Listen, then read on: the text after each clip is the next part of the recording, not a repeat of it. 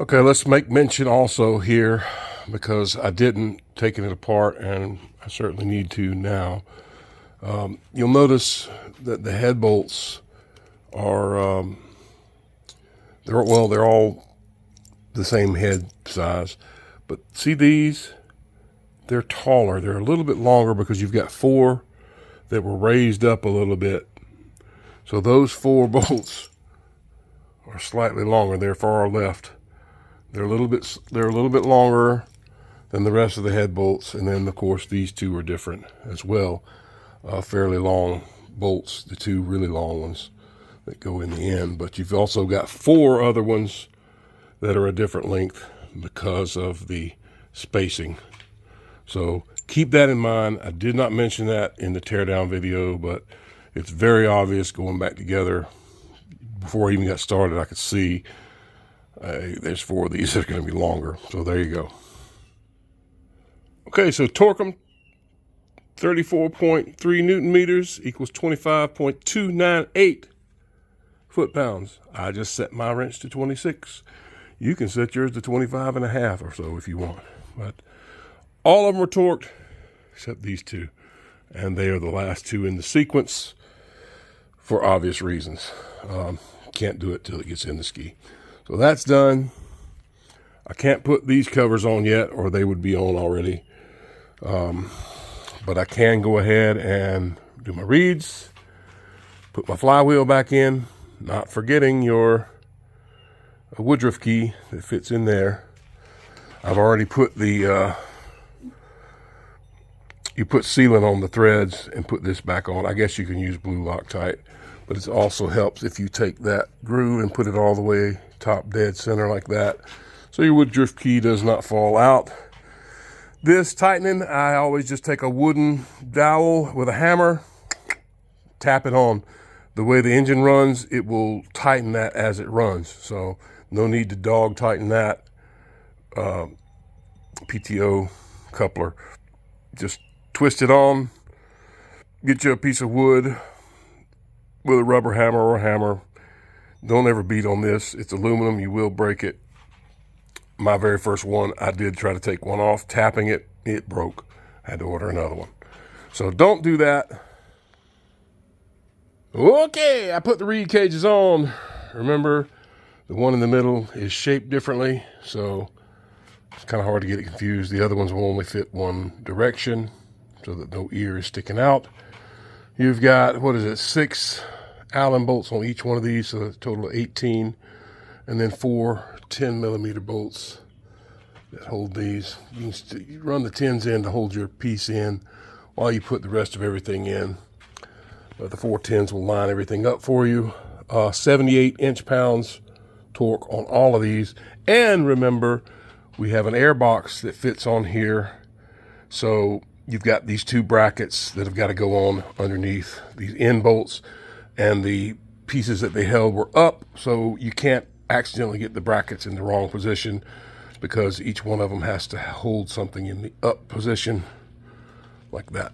So that, remember that, your brackets. Oh, and you have to pull these clamps that hold the fuel injection system off. See how they've cut a groove here? This one bolt's hard to get to with these clamps on, so you just pull these off. And they go back on, let's see, like this. So the clamp is over here, if you're facing it this way on the right with the Allen. So that's the way they go back on. I'll go ahead and put the flywheel on. In order to do that, of course, I need that woodruff key, which is down in here. So I'll get it and put it on. Is that it? Yeah, there it is. See how small it is? Very small little woodruff key. You don't want to lose that. It would be a challenge to find the correct one, I suppose, if you did lose it. Crankshaft in the up position, woodruff key on.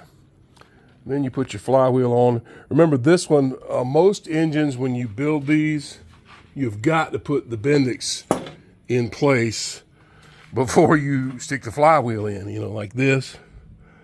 This has to go in and then put the flywheel. But this particular one is big enough to get around the flywheel. I showed that on the teardown video. So it's not an issue, but good practice. Since most of them, you cannot pull this off without the flywheel being removed, go ahead and get it in place. This one did not have a washer. The Kawasaki's do. And of course the flywheel will go through the beveled edge. We'll go in first, slip it into place, and we'll find the bolt, and this will have a specific torque, and I believe it calls for red Loctite. I'm probably going to put orange on it, because red Loctite is just so hard to get off. All right, I like to put a little grease in here. This one does have a washer. The spring is down in there. There's a tiny washer that fits on top of the spring in this one. So it's not a big spacer washer. I put grease on the back of this too. The old grease that was in there was almost felt like glue. So I got that out. If this is rusted on yours, you'll want to clean it up with some sandpaper. You don't want any debris in here because this, you know, all that stuff is spinning. Put your new seal here to seal this watertight so water can't get in there and rust that all up. The gasket set does come with that. And man, that's a good looking stator. Heavy duty, man. I don't know if this one will ever go out. But anyway, this is on, this is torqued. I went ahead and used a little bit of red Loctite because I couldn't find my orange. Well, I had this 78 inch-pounds. Yeah, we did the foot-pounds on this, 26 for the head bolts, 30 for these cylinder jug bolts. These will have torque specs as well. We'll get to that.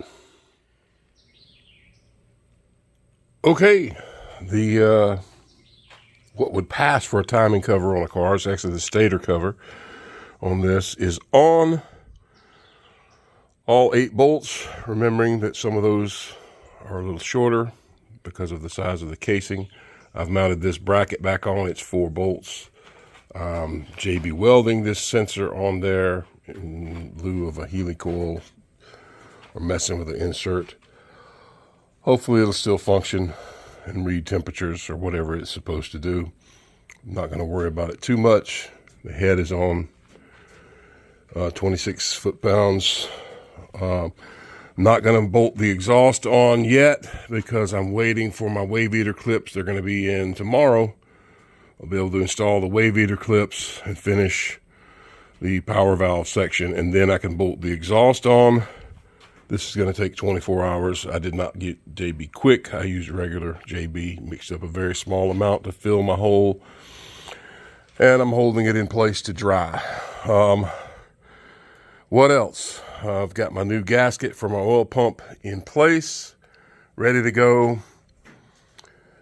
Starting to look like an engine again. Everything's ready. I can go ahead and put these back on because I'm done with the 78 inch-pound torque on all of these, 6 on each one, and then the 4 10s. So I can put these collars back on here that bolt the air or the fuel injection system on, and then the air box bolts to that. So it's a lot of little pieces to remember, putting it back together, and I always have a video to refer to if I need it, if I forget a step, or if I'm wondering what goes where.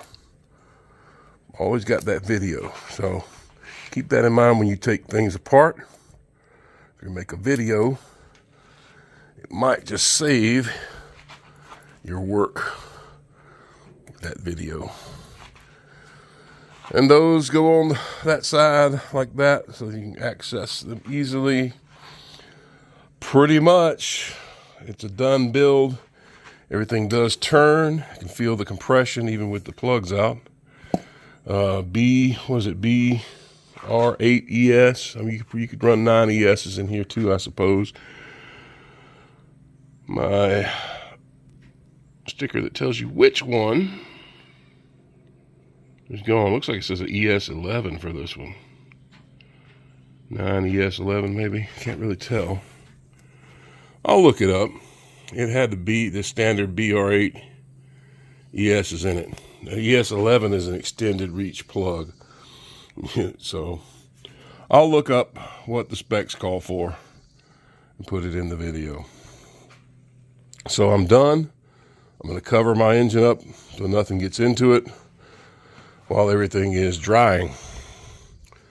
Tomorrow we'll continue the video and put the wave eater kit on. So I'll show you how to do a wave eater kit, and I'll probably keep that one also as a separate short video to release because people kind of need to know how to do that. It is better to put the captured links on, but a wave eater kit can be installed without disassembling everything, and I'll show that in the video. As I've said in some of the other videos, there's always a little something. This particular bolt stud coming out of the exhaust, the threads are a little damaged on this, so I'm going to have to put a tap piece on there, a die, twist it on, make sure the threads are good. I started threading the nut just without the exhaust, and it's going on very tight, and I did clean it, so I can see some messed up threads, but I'll chase this with a tap and run the die on that. As I said, there's many little problems you can run into with these. Going back to these, you don't ever want to over torque these. I've run into ones that people did.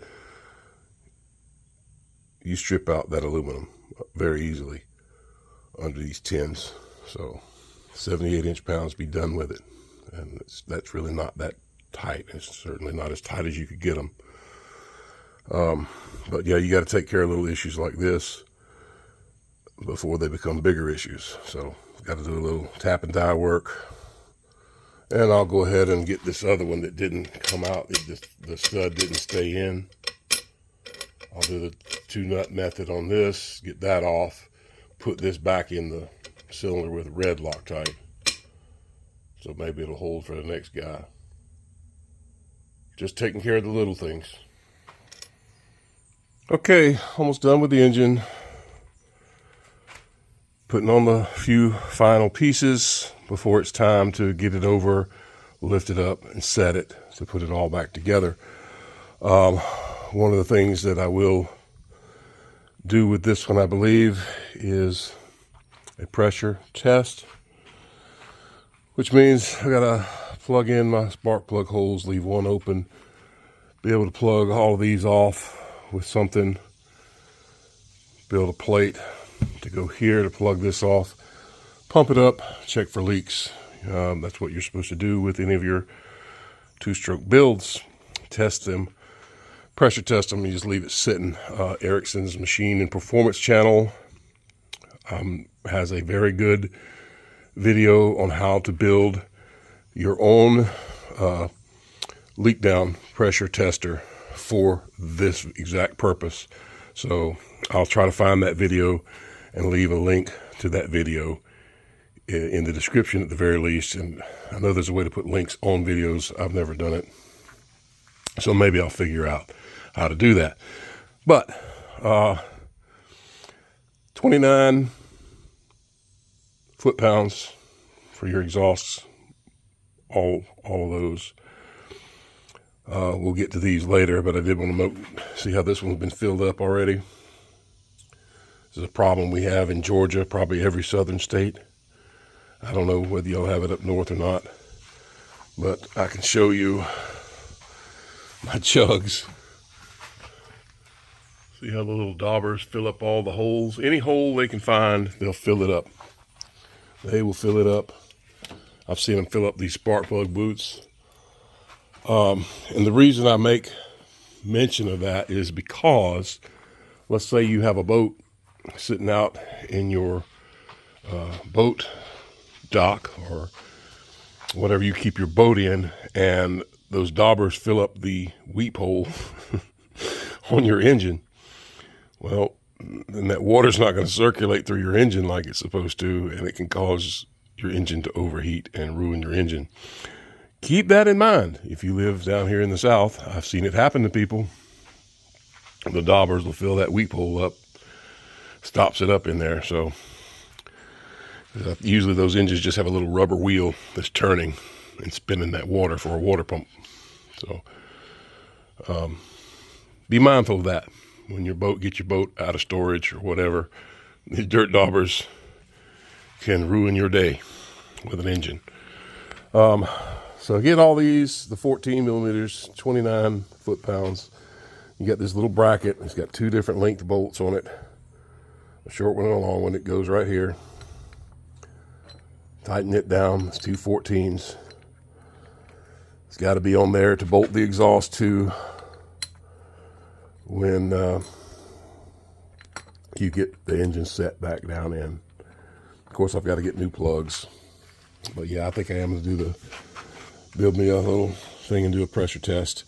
And of course, the exhaust bolts here on these two as well. That's your 12 millimeter big fat bolts that go in there. They got 12 millimeter heads on them, and they're deep inset. And those are the ones that you put electrical tape on when you're sticking them down in from the top in your hull, so that they don't drop out of your socket on you, and they stay tight, give it a good tight fit for you, and you don't lose the bolt or whatever down in the hull, because you do not have any room for error when you go back together with this and you're working with it in the hull.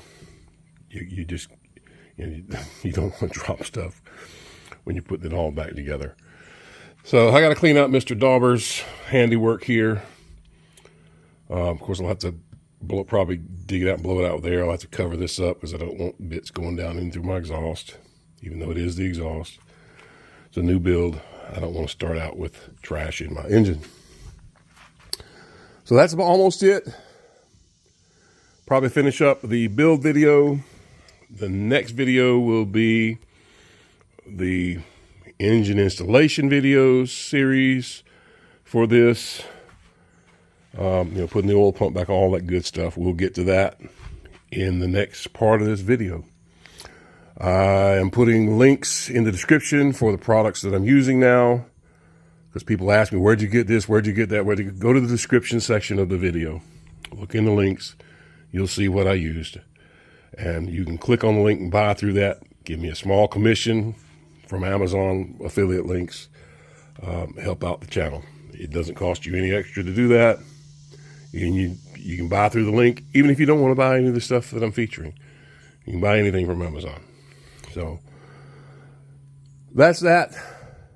Thanks for watching. Shadetreejetski GP1300 build. We will see you on the installation video. Bye-bye.